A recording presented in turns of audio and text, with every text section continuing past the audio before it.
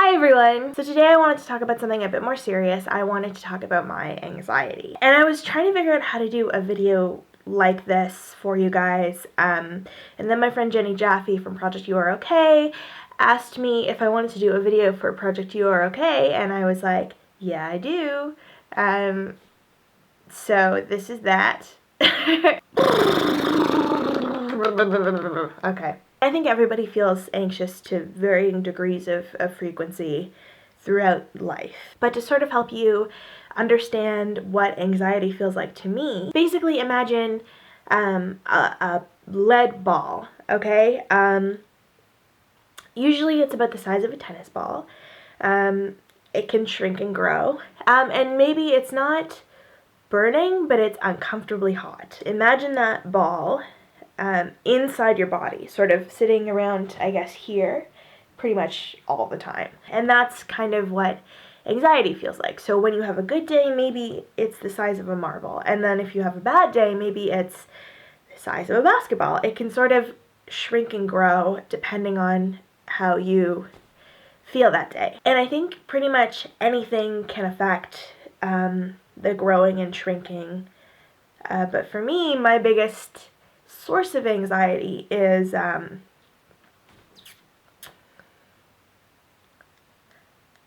this is an anxious reaction right now because I've never really talked about this, so I'm really nervous, but I really want to talk and I really want to do this.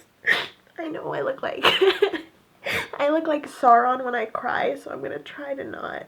The biggest source of my anxiety is social interaction. It could be a party where I love every single person there and it's my best friends and I just want to go and see them. It's tough because I think the worst part is just feeling bad and feeling like I'm not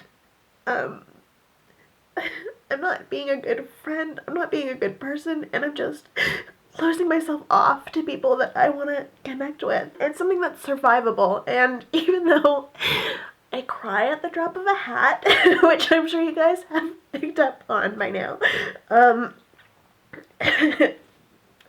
it's something that you can cope with and work with and live with. It may be hard to talk about it to a camera sometimes, but just living with it, there are so many ways to sort of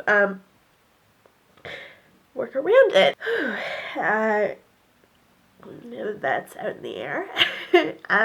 How do I cope with these feelings? Earlier, that technique I was talking about